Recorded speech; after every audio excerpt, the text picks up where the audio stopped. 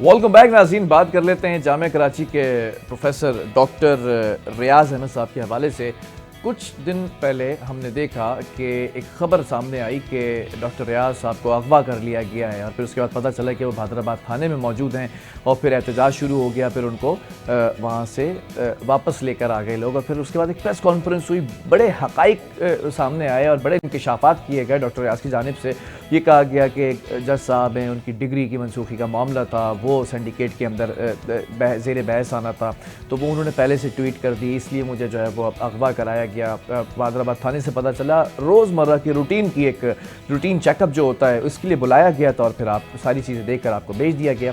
इन तमाम चीज़ों पर बात कर लेते हैं। डॉक्टर रियाज साहब एक ऐसी पर्सनैलिटी हैं, थोड़ी सी कॉन्ट्रोवर्शियल रहते हैं और कहीं ना कहीं मैं आपको बड़े ये वसूख ज़राए से बता रहा हूँ कि इनके जो स्टेटमेंट्स होते हैं, इनके जो एक्टिविटीज़ होती हैं, वो एंटी इस्टेब्लिशमेंट की तरफ रंग जाता नज़र आता है। मैं ये नहीं कह रहा कि वो एंटी इस्टेब्लिशमेंट हैं, लेकिन कहीं ना कहीं अब उन्होंने कहा कि इसके पीछे मामला कुछ और है, बड़ा पेचीदा पोशीदा मामला है, मुझे अगवा कराया गया है, जबकि ऐसा कुछ हो नहीं सकता कि अगवा कराएंगे किस लिए, वो भी हम आपको आगे बताएंगे क्योंकि एक सिंडिकेट मेंबर है हमारे साथ इस वक्त जूम पर, डॉक्टर हसन औज। हसन, बहुत शुक्रिया आपने मुझे ज्वाइन किया, पहले तो ये वक्त दिया। मैं ज़रा बात करना चाहूँगा आपसे इस टॉपिक के ऊपर। जी thank you.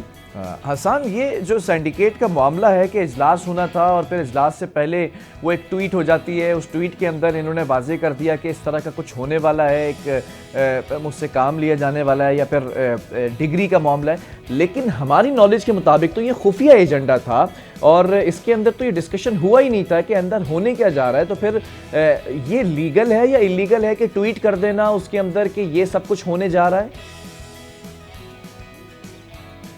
Thank you Bilal कि आपने मुझे मौका दिया इस बारे में गुफ्तगू करने का।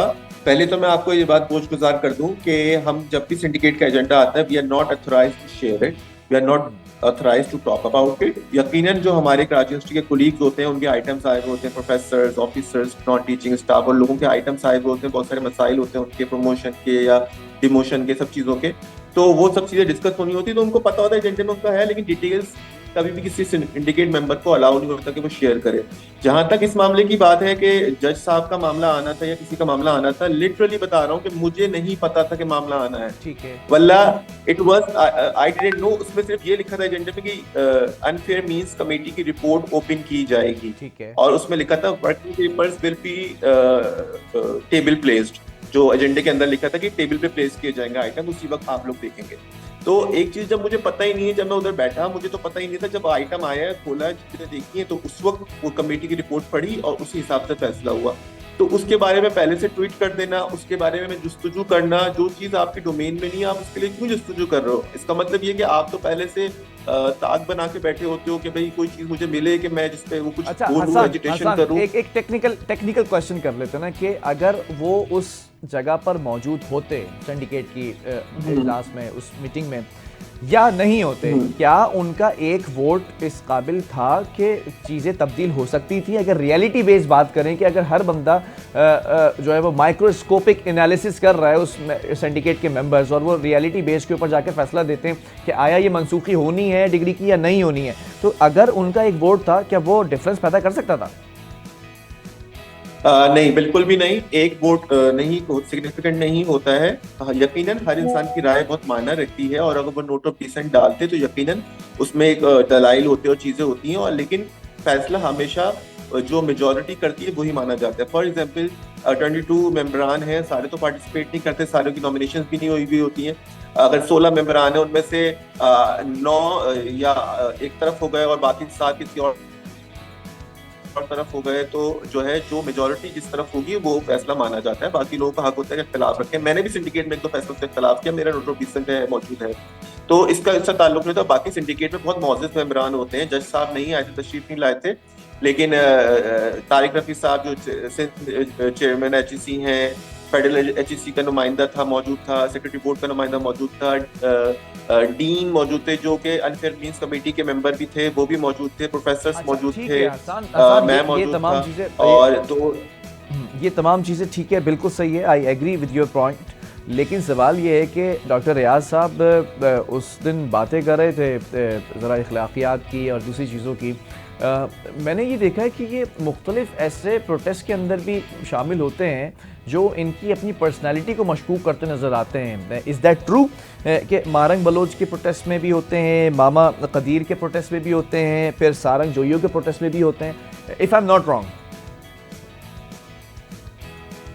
जी बिल्कुल, आप सही कह रहे हैं। देखिए, इंसान की राय हो सकती है और इस पे इंसान को सोचने का हक है, और एक प्रोफेसर होने के नाते, एक इंटेलेक्चुअल होने के नाते हर इंसान अपनी राय रखता है और इसमें कोई गलत बात नहीं होती है। लेकिन उसके लिए लिमिट्स क्रॉस कर जाना कि आप जो है इस हद तक जा रहे हैं कि जस्ट फॉर द सेक के कोई भी चीज जो एस्टेब्लिशमेंट के खिलाफ हो, आपको वो बात बोलना बहुत वो होता है, अननेसेसरी उसमें कूदना, ये मैं समझता हूँ थोड़ी सी गलत अप्रोच है। आप एहतजाज करें, इख्तिलाफ राय रखें, आप किसी को सपोर्ट करें, लेकिन वो सब चीजें एक डोमेन में अच्छी लगती हैं। आपको वो चीजें डोमेन से बाहर हो जाएं, लिमिट से क्रॉस कर जाएं, तो वो बिल्कुल भी गैर मुनासिब होती है। मैं एक और बात मैं कोट करना चाहूंगा यहाँ पे कि जब वो प्रेस कॉन्फ्रेंस कर रहे थे तो उन्होंने जज साहब का जिक्र कर दिया। ये चीजें नहीं डिस्कस की जाती हैं। आप देखें कराची यूनिवर्सिटी की प्रेस रिलीज, उसमें उन्होंने जज साहब का नाम या कोई भी चीज डिस्क्लोज नहीं की।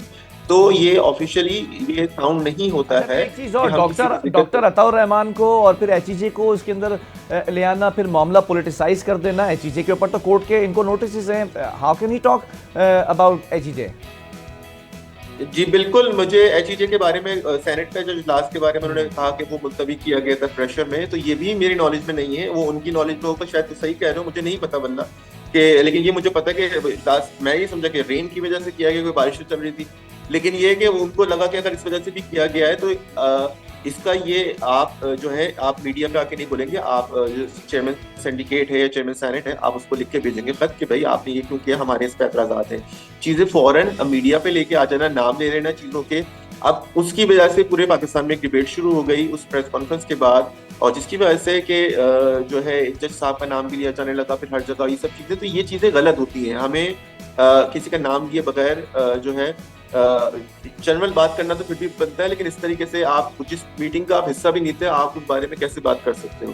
मतलब all the credit goes to doctor Riyaz साहब। ये जो जजेस के बारे में बातें हो रही हैं और फिर हर ज़बान ज़द-ए-आम हो चुका है ये मामला, फिर जिसके ऊपर कोर्ट ने खुद नोटिस ले लिए हैं, अब फिर आगे मामला देखे जाएंगे, तो ये तमाम क्रेडिट अब इस वक्त डॉक्टर साहब को जा रहा है।